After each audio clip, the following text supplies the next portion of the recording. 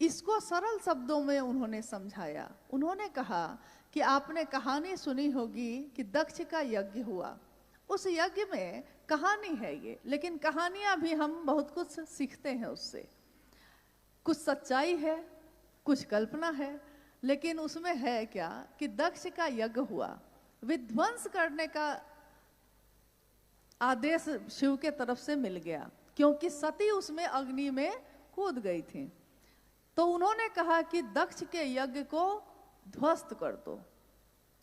कहानी है कि शिव की जटाओं से जो टुकड़ा उन्होंने तोड़कर जमीन पे फेंका, पैदा हुआ वीरभद्र। साहब ने पूछा कि बताइए, शिव से जो पैदा हुआ उस सबसे पहले क्या करेगा? जो शिव से ही पैदा होगा वो सबसे पहले क्या करेगा? ये प्रश्न आपके लिए भी है। जो शिव से ही पैदा होगा वो सबसे पहले किसके सामने सर झुकाएगा, किसको प्रणाम करेगा? शिव को प्रणाम करेगा। जैसे वीरभद्र ने सबसे पहले प्रणाम करके तब कहा क्या आदेश है। साहब ने कहा कि जो सृष्टि बनी उसने सबसे पहले, जिसमें नमः शिवाय बना, शिव को प्रणाम किया। शिव की इच्छा से बनी ये दुनिया, यानी इस दुनिया के कण कण में शिव है, शिव की इच्छा है। कहते हैं कि इतनी ऊर्जा है, इतनी ऊर्जा है उस शिव में कि सबसे निचला तत्व जो है क्षिति यानी मिट्टी, जो सबसे मोटा कह सकते हैं आप, सूक्ष्म सबसे हो गया आकाश, और सबसे स्थूल यानी एक ऐसी चीज, एक ऐसा तत्व जिसको हम छू सकते हैं, जिसको हम स्वाद ले सकते हैं, जिसको हम सूंघ सकते हैं, देख सकते हैं, यानी पांचों ज्ञानेंद्रियां मेरा जिस पे काम करती हैं, सबसे स्थूल है मिट्टी। मिट्टी में कहा गया कि अगर इसकी ऊर्जा निकाली जाए तो उस मिट्टी के एक परत में, एक कण में कितनी ऊर्जा है? करोड़ों बिजलियों की चमक जैसी ऊर्जा है। एक बिजली गिरती है कहीं तो सब कुछ राख हो जाता है, और करोड़ों बिजलियां अगर एक साथ कहीं गिर गई तो धरती बचेगी। करोड़ों बिजलियों की ताकत है क्षिति तत्व में, तो समझ जाइए कि उससे स्थूल जल में कितनी ताकत होगी, क्योंकि उसी पानी से बिजली बनती है। ये जो जल रहा है, कितनी ताकत है उस पानी में कि जो चाहते हैं इंसान आज बना ले रहा है उससे। अग्नि में कितनी ताकत होगी, क्योंकि और सूक्ष्म होता जा रहा है। हवा में कितनी होगी, आकाश में कितनी होगी, और इस सब से ऊपर उस महादेव में कितनी होगी।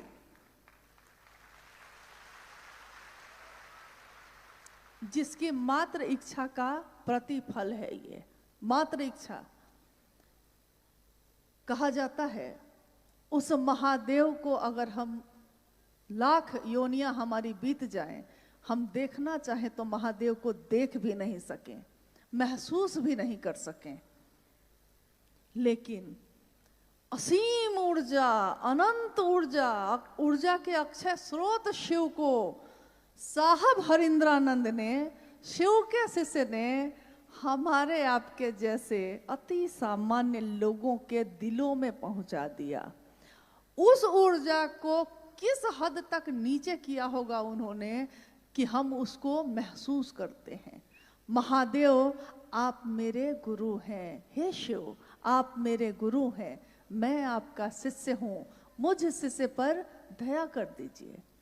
ये पुकार हमारे हृदय से जो निकली है, इस पुकार में वो दर्द नहीं था शिव के लिए, कभी भी नहीं था। ये अलग बात है कि हजारों साल से शिव की पूजा होती है, हजारों साल से हमारे जीवन में अनेक संबंध है, हर संबंधों के लिए दिल नहीं धड़कता। हमारे परिवार में बहुत लोग होते हैं, सबके लिए दर्द महसूस नहीं होता। कितनी बार तो उल्टा होता है, अगर किसी को दर्द हो जाए तो मन सोचता है कि बड़ा अच्छा हुआ, बहुत बनता था। यानी हमारी तो ये स्थिति है। और शिव की ऊर्जा असीम है, अप्रतिम है, बेजोर है। अप्रतिम का अर्थ होता है जैसी दूसरी कोई प्रतिमा नहीं हो सकती, जिसका कोई जोड़ नहीं है, जिसके बराबर कोई दूसरी सत्ता नहीं है। उस असीम ऊर्जा का इस स्तर पे ले आना, तो आप कल्पना कीजिए, क्योंकि आज जब साहब हरिंद्रानंद जी शरीर में नहीं है, तो हमको, आपको और अनेक लोगों को ऐसा लगता है कि वो नहीं है, लेकिन महसूस करने वाले जानते हैं कि और ज्यादा तीव्र गति से हैं, और ज्यादा ऊर्जावान हैं, और ज्यादा मदद दे रहे हैं, गति दे रहे हैं, तब हम चल पा रहे हैं, तब हम बोल पा रहे हैं। लोग समझते हैं कि शरीर में अगर वो ऊर्जा नहीं है मतलब कि ऊर्जा खत्म, तो हमारे गुरु शिव तो शरीर में शुरू से नहीं है, और उस शिव को इस धरती पे उतारने का काम जिन्होंने किया है, अब कल्पना कीजिए कि हम भी इंसान हैं, आप भी इंसान हैं, और इस धरती ने ऐसे ऐसे इंसान को पैदा किया है जिसकी उस समय जब वो धरती पे था तो धरती चमत्कृत होकर देखती थी उन लोगों को। कितने महान शासक हुए, कितने महान क्षत्रिय हुए, कितने महान लोग सिद्ध तपस्वी संत हुए, लेकिन बहार दिन है चंद रोजा, न चल यहां सर उठा उठा के, कज़ा ने ऐसी हजार सूरत बिगाड़ डाली बना बना के। आज हम कुछ बने हुए हैं तो सर बड़ा उठा के चल रहे हैं, भूल जाते हैं कि हम तो कुछ भी नहीं, हमसे बहुत बड़े बड़े लोग आए और धरती से चले गए। धरती ने, अरे इसी मिट्टी ने कहा है कि मिट्टी कहे कुम्हार से, तू क्यों रोंदे मोए, एक दिन ऐसा आएगा मैं रो दूंगी तोए। तो हमारी क्या क्षमता है आप कल्पना कर लीजिए, शिव की क्या है, जितने ही भर हमारा दिमाग काम करता है उतने ही भर कल्पना कर लीजिए। और अब हम लोग बात करते हैं शिव के शिष्य हरिंद्रानंद साहब के बारे में। जितना भर हम लोगों ने उनको जाना, जितना भर उनके सानिध्य को प्राप्त किया, जितना भर समझ पाए, उतने ही भर में कल्पना करते हैं। शिष्यानुभूति एक किताब उन्होंने 1990 में लिखी थी, छापी गई, और आपको मालूम है उस किताब का मूल्य, शिष्यानुभूति का मूल्य जो पीछे लिखा गया, मूल्य था आपका शिव शिष्य होना। आज तक के इतिहास में ऐसा मूल्य किसी किताब, किसी ग्रंथ, किसी शास्त्र में लिखा हुआ नहीं मिलता। आपका शिव शिष्य होना, किताबें छापी जाती हैं, पैसे लगते हैं उसमें, लेकिन साहब हरिंद्रानंद जी ने उसका मूल्य जो मांगा हमसे, आपसे, हमारे जैसे अनंत लोगों से, असंख्य लोगों से जो मांगा, उसका मूल्य चुकाना सामान्य लोगों के बस की बात नहीं है, क्योंकि मूल्य बहुत बड़ा है, दिया जा सकता है अगर हम देना चाहें। अगर हमको जगत की और चीजों से फुर्सत मिल जाए तो हम दे सकते हैं इसका मूल्य। अब हम बात करते हैं शिव शिष्य हरिंद्रानंद साहब की।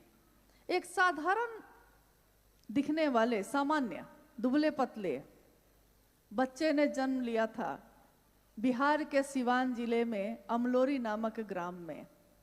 31 अक्टूबर का दिन था, तारीख थी, और दिन था दीपावली का, ये हम लोग जानते हैं। धरती पे जब उनका जन्म हुआ, 1947 में देश आजाद हुआ था, भारत देश उस समय आजाद हुआ था, और अभी आजादी का जश्न चल ही रहा था, भारत नई करवट ले ही रहा था, और जन्म हुआ साहब हरिंद्रानंद जी का 1948 में। जन्म से ही पता चलता है कि पूत के पांव पालने से ही पता चलते हैं। पूत आगे कैसा होगा ये झलक उसी समय से मिल रही है। कोई अगर देखना चाहता है तो देख लेता है, समझना चाहता है तो समझ लेता है। एक छोटे से बालक, हमारे आपके घर में जो बालक होते हैं ना, हमारे आपके घर में जो बच्चे होते हैं, वो भी खेल खेलते हैं। वो अपने खेल में खेलते हैं कैरम बोर्ड, कबड्डी, लूडो, इसी तरह के खेल। साहब हरिंद्रानंद जी, बालक साहब हरिंद्रानंद जी क्या खेल खेलते थे? वो खेलते थे आंख बंद करके बैठ जाना और अपने साथ के बच्चों को बैठा के कहते कि आंख बंद करो, झूठ मूठ मंत्र पढ़ते और कहते कि अभी सोने का जहाज आएगा, सोने का जहाज आएगा, अभी मैं मंगवाऊंगा। खेल भी ऐसे, बड़े भी हुए तो इसी तरह की बात।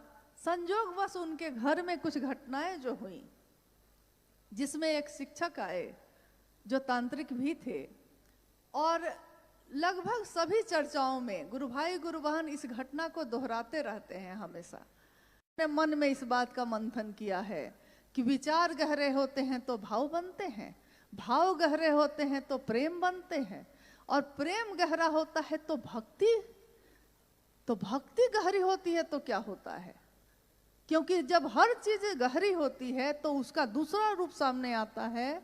तो जब भक्ति तक में मांगा गया है, शिव के लिए, शिव को किसी ने नहीं चाहा, शिव से चाहा, लेकिन शिव के शिष्य हरिंद्रानंद साहब ने शिव के लिए शिव को चाहा, और ये बात उन्होंने लाखों की भीड़ में भी कही, अकेले में भी कही।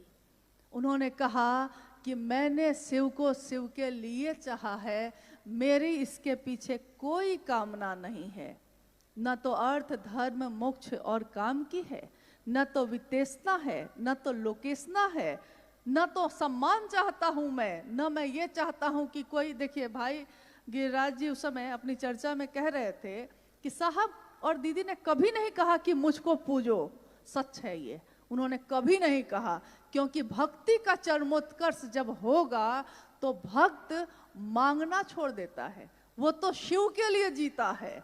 उन्होंने कभी नहीं कहा कि मुझसे मिलो, उन्होंने कभी नहीं कहा कि मुझको पूजो, उन्होंने कभी नहीं कहा। लेकिन ये उनका बड़प्पन है कि उन्होंने कभी नहीं कहा। हमें ही हो ना सका उनके कद का अंदाजा, हम समझ ही नहीं सके कि हमें कौन मिला, हम जान ही नहीं सके कि हम किसके पास बैठे थे। हमने उनका सचमुच में वो दर्शन किया ही नहीं जिसका दर्शन वो कराना चाहते थे। आज भी वो यही कह रहे हैं, तो हम कैसे हैं कि वो तो आसमां हैं, सर झुकाए बैठे हैं, लेकिन हम शिव के शिष्य कैसे हैं जो साहब हरिंद्रानंद जी का नाम लेने में हमारी जबान लड़खड़ाने लगी है। दीदी नीलमानंद का नाम लेना हम लोग भूल गए हैं, हम अपनी अनुभूति बोलते हैं, हम अपने साहब और दीदी की अनुभूति क्यों नहीं बोलते। उन्होंने जिस शिव को दिखाया उस शिव की बात क्यों नहीं करते। उन्होंने जिस शिव को इतना अपना बनाया, इतना निकट किया, हम उसकी बात क्यों नहीं करते। कहते हैं जगत गुरु शिव का शिष्य जगत स्तर पे सोचेगा।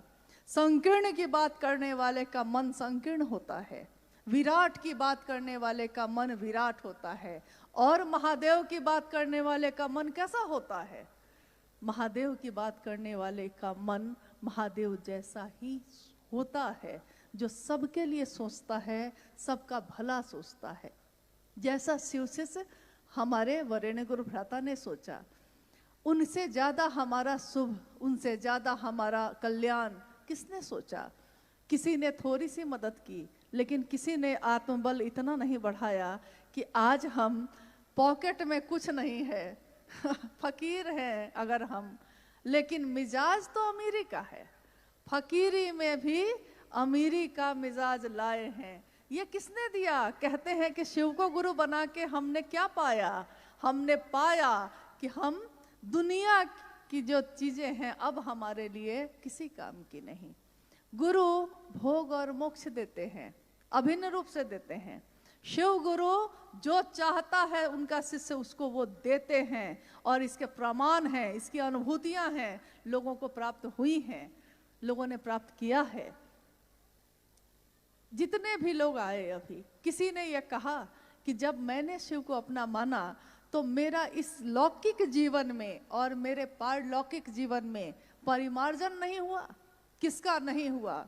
साहब ने हमेशा कहा कि अरे महादेव के लिए इतना तो करो। महादेव ने जब से तुमने महादेव के लिए इतना ही भर कहा है कि शिव तुम मेरे हो, अच्छा पहनने लगे, अच्छा खाने लगे, अच्छा जीवन जीने लगे, शिव विसंगतियों में संगति की स्थापना करते हैं। शिव न्यूनतम व्यवस्था में रह के भी सुखी रहा जा सकता है, इसका उदाहरण है। इसीलिए उन्होंने एक आवाज दी कि बनना है तो शिव बनो, बनो तो शिव, जियो तो शिव, रहो तो शिव। ये बात आज तक किसी ने नहीं कही। इतनी खूबसूरत है ये बात, इतनी अद्भुत है, इतनी कहते हैं कि जानलेवा है, लगता है कि प्राण निछावर कर दे। जब यह देश आजाद हुआ था, हमारे देशभक्तों ने अपने शरीर का दान करते करते, माँ भारती पे अपने शरीर को न्यौछावर करते करते यह गीत गाए थे, कर चले हम फिदा जानो तन साथियों, अब तुम्हारे हवाले वतन साथियों। साहब हरिंद्रानंद जी ने आध्यात्म की धरती पे जाति, धर्म, लिंग, वर्ण, समाज, दुनिया, देश, सारी सीमाएं तोड़ दी। सर्वमय मन का भैरव, उन्होंने कहा आपका मन जब भैरव बनता है तो दैविक, दैहिक, भौतिक तीनों तरह की सीमाओं का तट तोड़ देता है, सर्वमय होता है, सबके लिए होता है, सबके साथ जीता है, सबका अच्छा सोचता है। तो उन्होंने देश की सीमाएं भी तोड़ दी और सबके बीच एक ही बात का आह्वान किया। उस शिव ने दिया है, शिव की दुनिया में हम रहते हैं, हमारी दुनिया में वो शिव क्यों नहीं रहता? ये पीड़ा है उनकी कि हमारी दुनिया में वो शिव क्यों नहीं रहता। क्या शिव के शिष्य भी ऐसा ही करेंगे? क्या शिव का नाम लेने वाले लोग भी शिव के साथ ऐसी ही चालाकी करेंगे? शिव शिष्यता प्रेम है, शिव शिष्यता भाव है, दर्द है, एहसास है। शिव शिष्यता तालीबाजी नहीं, शिव शिष्यता व्यापार नहीं। हम अपने बेटे का व्यापार नहीं करते, हम अपने पति का व्यापार नहीं करते, हम अपने माँ बाप का व्यापार नहीं करते। जिसको भी हमने कहा है कि वो मेरा है, हम उसका व्यापार नहीं करते। व्यवस्था में मिलके काम करते हैं लेकिन व्यापार नहीं करते। और जितना भर आपने साहब और दीदी का सानिध्य प्राप्त किया है, माँ नीलमानंद जी के साथ इस लौकिक जीवन में 3 वर्षों तक ही मैं रह सकी, लेकिन उनके उन 3 वर्षों में मैंने जो उनको जाना, जितना भर जाना, क्योंकि वो भगवती स्वरूपा, उनको मैं कितना जान सकूंगी। कोई उनके पास रह के भी उनकी शक्ति का क्या आकलन करेगा, जान न सका। लेकिन जितना भर जाना, ममता की मूर्ति क्या होती है, ये बनती है, जब ये मूर्ति बनती है तो उसका चेहरा होता है नीलमानंद की तरह, राजमणि नीलमानंद की तरह। ये पोषित करने वाली माँ शिव शिष्यों को, शिव शिष्य एक परिवार है, शिव शिष्य परिवार, इस परिवार के हर सदस्य का पोषण देने वाली वो माँ, उसने अपना सर्वस्व न्यौछावर किया। साहब हरिंद्रानंद जी ने अपने लौकिक कामनाओं की, अपने आकांक्षाओं की, अपने जीवन की छोटी छोटी खुशियों को न्यौछावर कर दिया अपने महादेव के। क्या उनका एक छोटा सा परिवार नहीं था? क्या उनके बच्चे नहीं थे? क्या उनकी पत्नी, उनके माँ बाप नहीं थे? थे। लेकिन उन्होंने कहा कि मैंने शिव के लिए किसी से समझौता नहीं किया, मैंने शिव के लिए सबसे ज्यादा शिव को चाहा, इतना चाहा, इतना चाहा कि सारे रिश्ते हल्के हो गए। और इतना चाहने के बाद उन्होंने कहा कि कर चले हम फिदा, हमारे सांसों में आज है वो, हमारी बातों में है। शिव की बात जहां भी चलेगी, बड़ी सुंदर पंक्ति है गीत की, हुस्न की बात चलेगी तो सब तेरा नाम लेंगे। शिव शिष्यता की बात चलेगी, हजारों साल बाद भी चलेगी, तो किसका नाम लेगा लोग? उन्हीं का, उन्हीं साहब हरिंद्रानंद जी का। तो उन्होंने न्यौछावर किया और कहा कि शिव शिष्यता में कोई वरीय नहीं होगा, कोई श्रेष्ठ नहीं होगा, कोई अगुआ नहीं होगा, कोई मार्गदर्शक नहीं होगा। कौन होगा? एकमात्र हमारे गुरु शिव हैं, जो अगुआ भी होंगे, गुरु भी है, ईश्वर भी है, मार्गदर्शक भी है, सब कुछ है। सब कुछ वो शिव स्वयं है। ज्ञान देने के कारण तू शंकर है। संभवे गुरुवे नमः। इन सारी पंक्तियों से तो ये दुनिया प्रदीप्त थी, लेकिन हमारे दिलों में ये नहीं धड़का था। तो भक्ति का चरमोत्कर्ष यानी सब कुछ न्योछावर करके लिए शिव को चाहना, उसका नाम जिस दिन इतिहास में आएगा तो वो नाम आएगा कि अगर भक्ति भी गहरी होती है तो क्या बन के उभरती है, तो वो शिव से हरीन्द्रानंद बन के उभरती है, क्योंकि उसी का दर्शन किया हम लोगों ने। अब इस संगोष्ठी का, जैसा कि आप जानते हैं, चूंकि भारत के विभिन्न राज्यों के गुरु भाई गुरु बहन इसमें शामिल हैं, नेपाल के भी गुरु भाई गुरु बहन शामिल हैं, और ये दोनों देश हिले मिले हैं, मित्र हैं, एक दूसरे के यहाँ ऐसे आते जाते रह जाते हैं। तो मिलके ही हमने हमेशा महादेव का काम जगत स्तर पे किया है। दोनों देशों के रहने वाले लोग भारत के अलावा, नेपाल के अलावा विश्व के अनेक देशों में रहते हैं, और सबके द्वारा महादेव का काम लगातार चल रहा है, हो रहा है। इस संगोष्ठी का एकमात्र उद्देश्य है कि जो साहब हरिंद्रानंद जी ने चाहा, जो उन्होंने चाहा है, जैसा चाहा है, हम सभी मिलके चले।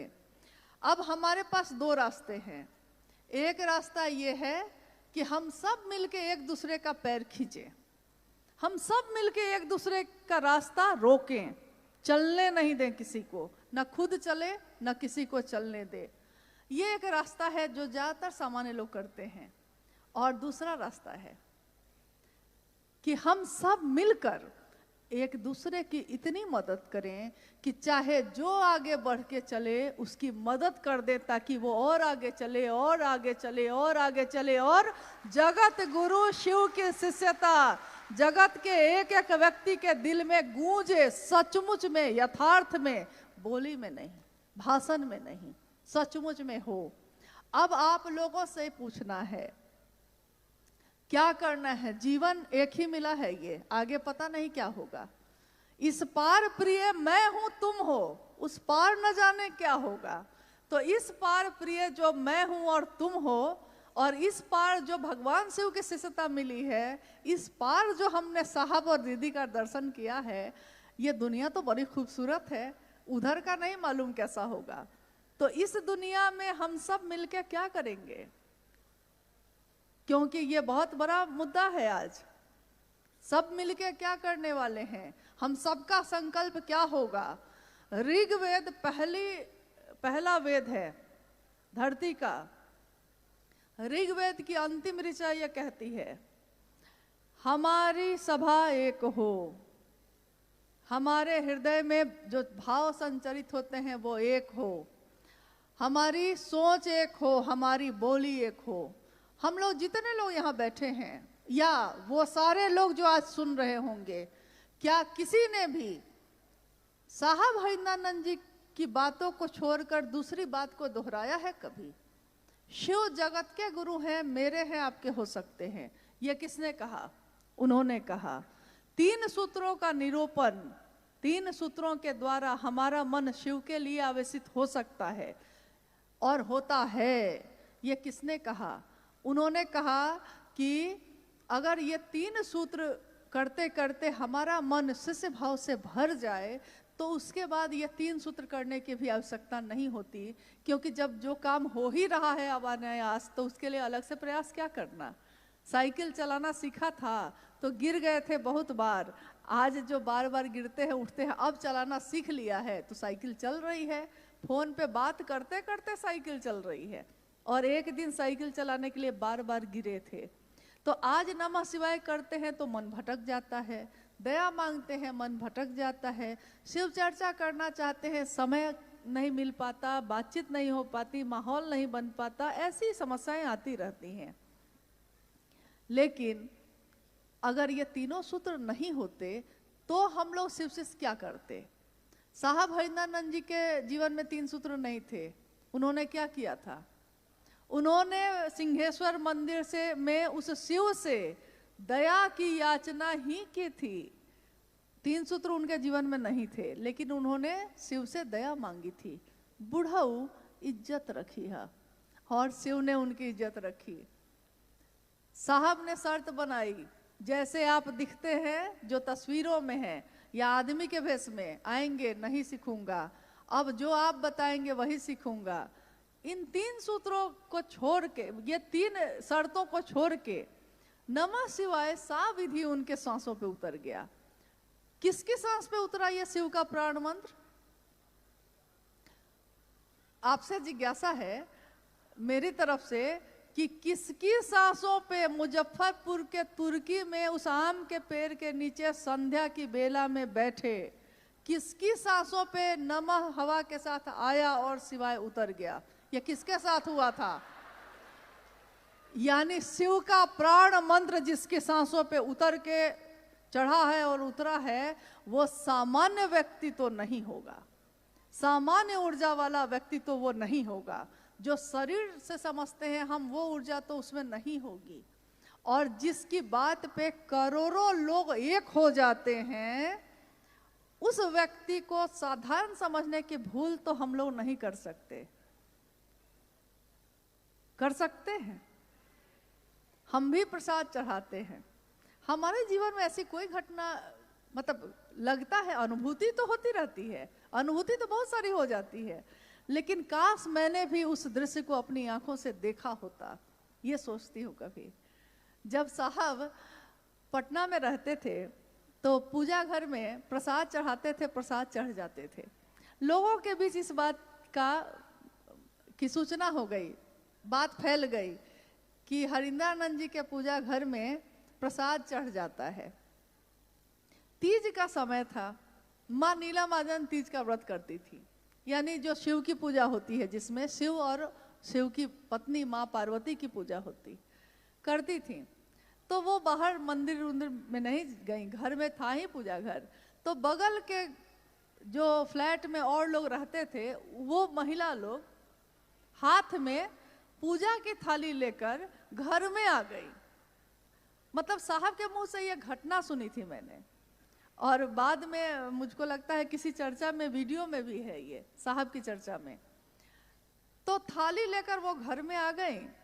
तो उन्होंने कहा कि मैडम, दीदी नीलम आनंद जी को कहा कि मैडम आप नहीं आई मंदिर, तो हम लोग सोचे कि हम ही लोग पूजा की थाली लेके आ जाते हैं, क्योंकि हम लोग सुना है कि आपके घर में भी तो पूजा घर में प्रसाद चढ़ जाता है। तो माँ नीलम आनंद जी ने कहा कि हाँ चढ़ता तो है, लेकिन अब आप लोग क्या चाहते हैं? तो जी हम लोग चाहते हैं कि हम लोग भी यहीं चढ़ा लेते हैं। उस महिला ने कहा कि चढ़ा लेते हैं। माँ नीलम आनंद ने कहा कि सामने पूजा घर है, जाइए। वो थाली लेकर पूजा घर के तरफ बढ़ी, और जैसे जैसे थाली लेके वो बढ़ रही है, उसमें से प्रसाद जो है वो अब गायब होते जा रहे हैं। प्रसाद उसमें से इतना दूर दिखता है, फिर गायब हो जा रहा है। पूजा घर 4 कदम पे ही था, उतनी ही देर में थालियों से प्रसाद गायब हो गए। वो लोग घबरा गई। तो उन्होंने कहा कि ये तो सारा प्रसाद चढ़ गया महादेव के पास, अब हम लोग घर ले जाके क्या देंगे? तो माँ ने कहा कि आपने जिस भाव से कहा कि महादेव को चढ़ाने जाते हैं, उस भाव से मैंने भी कह दिया कि ठीक है जाइए चढ़ा दीजिए। तो महादेव की सत्ता ने ग्रहण कर लिया। अब हम लोगों ने जब ये सुना था, इतना हंसे हम लोगों ने कहा साहब से कि बताइए, अगर हम लोग को ये पता चल जाए कि महादेव प्रसाद खा जाएंगे, तो हम में से कितने लोग अच्छी अच्छी मिठाई खरीदेंगे? क्योंकि अच्छी मिठाई हम ये चुन के लेते हैं कि पति को कौन वाला पसंद है, पत्नी को कौन वाला पसंद है, बच्चा को चढ़ाते हैं महादेव को, लेकिन पसंद अपनी रख के, ताकि चढ़ाने के बाद खाएंगे हम खुद। तो साहब ने कहा कि अरे एक घटना और हो गई थी।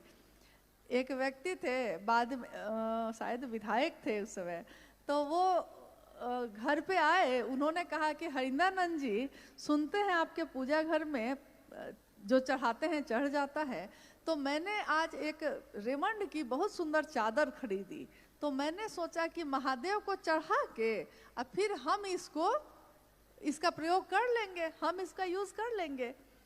साहब ने कहा चढ़ा दीजिए। छोटी सी एक खिड़की थी पूजा घर में, जैसे ही वो चादर ऐसे लेके बढ़े, खिड़की से हवा के झोंके के साथ चादर उड़ी और ये ले वो ले हवा में गायब हो गई। अब वो तो एकदम बिफर गए। उन्होंने कहा कि कोई तंत्र मंत्र लगता है आपने कर रखा है, कि मैं तो सोचा था ये क्या हो गया, माथा पकड़ के बैठ गए। अब साहब ने सोचा कि अगर इसको कोई चादर नहीं देंगे तो भाई ये तो अभी शिष्य बना भी नहीं है, पता नहीं मन ही टूट जाएगा इसका, दूसरा कहेगा कि अब से कभी महादेव को कुछ चढ़ाएंगे ही नहीं। तो उन्होंने कहा नीलम अगर बक्सा में कोई चादर है तो निकालो, इनको दो। तो बक्से में एक चादर थी, माँ नीलम आनंद जी ने निकालकर उनको दे दी।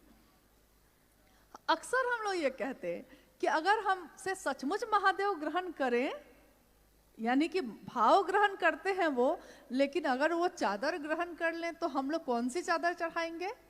सबसे सस्ता वाला क्योंकि पूजा में ऐसा ही होता है, भाव में भी कभी कभी हम लोग ऐसा ही कर देते हैं। दुकान में जाइए, दुकान वाला पूछेगा आपसे साड़ी खरीदनी है अपने लिए कि किसी को देना है कि पूजा में करना है, ये 3 कैटेगरी में है। अपने लिए मतलब कीमते से कीमती साड़ी दिखाएगा, क्योंकि आप अपने लिए तो कुछ भी ले सकते हैं। दूसरे को देना है तो हम लोग कहते हैं कि साड़ी देखने में सुंदर होनी चाहिए लेकिन कीमत कम हो, कम दाम में, देखने में महंगी हो, ऐसा चीज दीजिएगा, तो वो वैसा ही देता है। फिर कहता है कि और क्या चाहिए, तो पूजा के लिए चाहिए, तो उसको मालूम है कि पूजा के लिए वो व्यवस्था अलग ही रखता ही है, तो उसको मालूम है कि पूजा के लिए लोग यही लेंगे। जिस दिन हमको ये पता चल जाए कि महादेव क्या ग्रहण करते हैं, तो हम महादेव के लिए क्या लेंगे, क्या देना चाहेंगे, तो लौकिक चीजों को तो महादेव लेते ही नहीं है। वो तो भाव है, आपने वो चीज को थोड़े लिए थे, उनको चादर का क्या काम, उनको मिठाई का क्या काम, आपने भाव दिया, ग्रहण हो गया।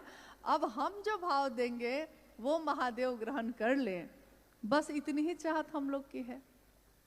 तो जिज्ञासा भी ऐसा नहीं ना, जिज्ञासा नहीं है ना, क्या है? हाँ, समय का अभाव है और बहुत लोगों की ट्रेन भी है, जैसा पता चला है हम लोग को, समय का भी अभाव है और जिज्ञासाएं तो हमेशा हुई हैं। बिना जिज्ञासा के भी कुछ संगोष्ठी, कुछ कार्यक्रम होने चाहिए। जब प्रेम हो जाता है तो व्यक्ति मौन हो जाता है। यानी शास्त्रों ने कहा है कि एक वट वृक्ष के नीचे युवा गुरु बैठे हैं, उनके चारों तरफ वृद्ध शिष्य बैठे हैं। गुरु भी मौन है और शिष्य भी मौन है, लेकिन गुरु के मौन होने से शिष्यों के मन का संशय विनष्ट हो रहा है। तो आज जो है हम सभी शिष्यों के मन का संशय विनष्ट हो जाए, यही अपने गुरु शिव से कामना है। आशीर्वाद मांगती हूँ अपने साहब से और माँ नीलम आनंद जी से कि शिव से एक ऐसा कीर्तिमान इस जगत में रहते हुए गढ़ें कि चले हिमालय के शिखरों पर। हिमालय के शिखर पे सुना है कि शिव रहते हैं। कैलाश कहाँ है? जहाँ महादेव रहते हैं। महादेव कहाँ है? जहाँ कैलाश है।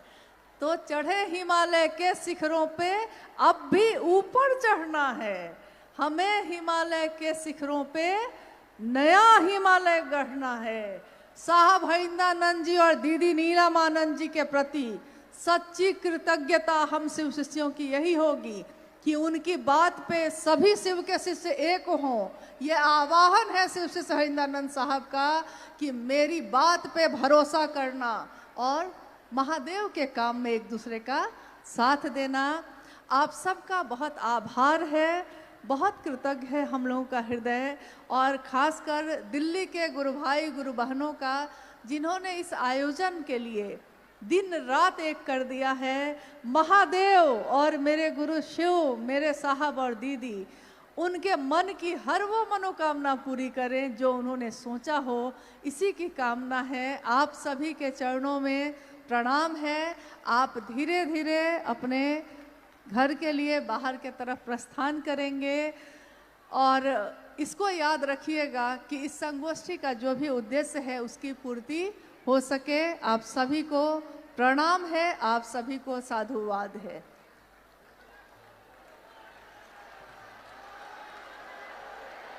आप सभी